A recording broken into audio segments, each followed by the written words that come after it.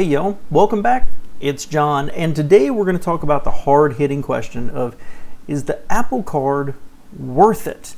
Now, this is something that came about. The Apple Card was released in 2019, and it kind of came and went. I didn't really pay a lot of attention to it, and the reason is that I already have my credit cards.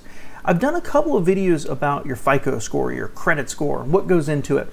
And part of it is your credit usage, so I don't need more credit that I'm not going to use. And then number two would be the length of your credit. So I'm not going to use the Apple Card and replace that card I've got that's 25 or 30 years old. It's too valuable to me in my 826 credit score.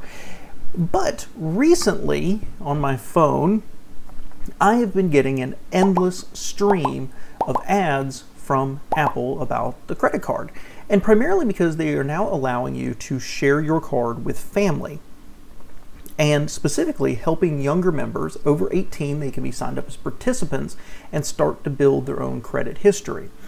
Now, my wife and I, one of our children is 18 years old, and he's very interested in this, very interested in building his credit score up and getting a credit card. But you know, when you don't have credit, it's hard to get a credit one.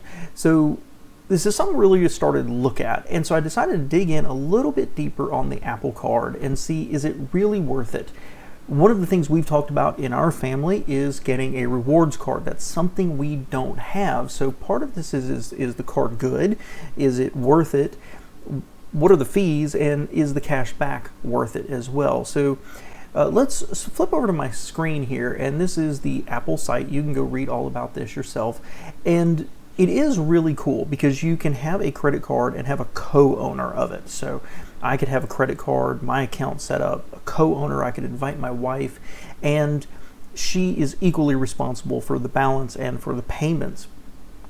And I do have one of my credit cards set up on my phone here, and I think that the Apple Card would be nice to have in my iPhone's wallet because it just is a little bit more seamless and you get a lot more reporting with it.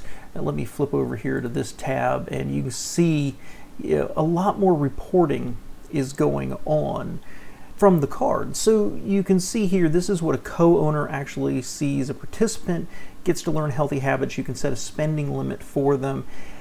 That's really, really handy. It says you've reached your limit, you can't spend any more, so you know what, Dad's shutting off the tap a little bit.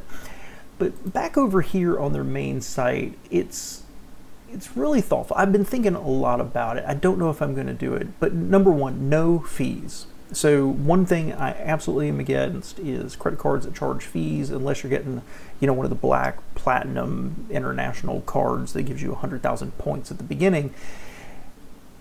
This one doesn't have any fees whatsoever, 0 annual fees. Unlimited daily cash back, and you know, also setting this up with your wallet, you get to split payments. 3% daily cash back when you shop at Apple. Now, how often am I actually going to go shop at Apple? You get 2% daily cash back when you use your iPhone or Apple Watch to pay with an Apple Card. All right. At 85% of the merchants in the United States. And that's why I've got it set up, the wallet set up here on my my phone, is to take advantage of that Apple Pay. And then you get even more daily cash, 3%, when you use it at these retailers like Mobile, Panera Bread, Walgreens, places like that.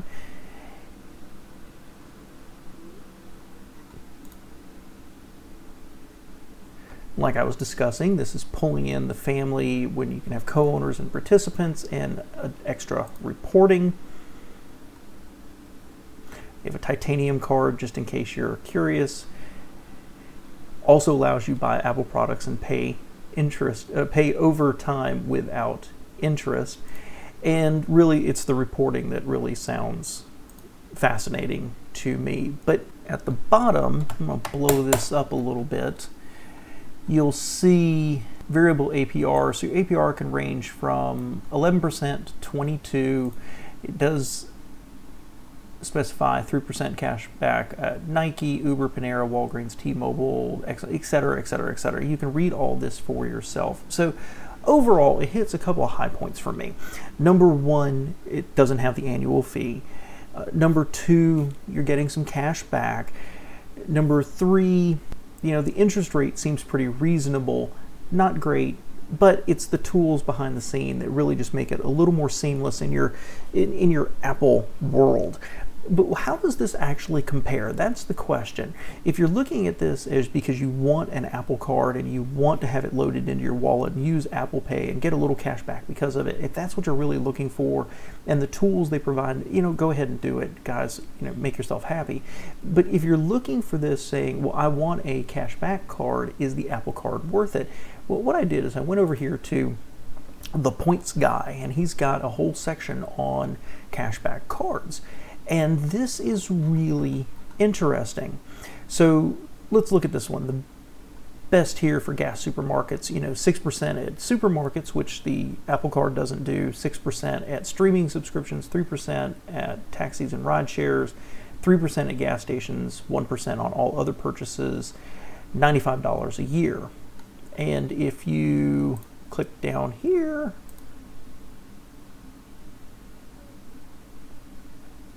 right there, the rate's 14 to 24. So let's look at the next one. Here's a beginner one, 3% at supermarkets, 2% at gas stations, and 1% all other purchases, 0 annual fee. Well, what kind of APR do they offer? 13 to 24. Chase Freedom, 5% on travel. So if you're looking more for travel cash back, if you do a lot more traveling, 3% at restaurants and drugstores, 1.5% cash on other purchases, 0 annual fee, 14 to 24. So overall, it depends on what you're looking. Where do you spend your money? That's where you're going to maximize your cash back. If you buy a lot at the Apple Store, the Apple Card's perfect. If you do a lot of travel, you're not going to get any real benefit from the Apple Card. But in terms of a rewards card that ties in with the Apple sphere, and it looks like the interest rate is going to be very fair compared to the other ones out there, not having an annual fee, I think it's a pretty strong choice. For me, I'm not going to get one because I don't see a lot of benefit from the cash back that it's offering. The 0 a year doesn't really matter because I already have 0 a year on my other cards.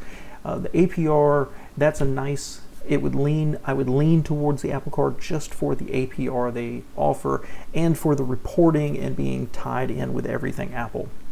So if you like it, if you use Apple, if you think you're going to get those benefits from it, I think it's a solid card without any real red flags that turn me off of it. So best of luck. If you like this, please give me a thumbs up on this video. Please subscribe to the channel. We talk here all about budgeting, investing, saving, and building a life of abundance, really a sense that you can become a millionaire in your life. I appreciate you being here, guys. Thanks.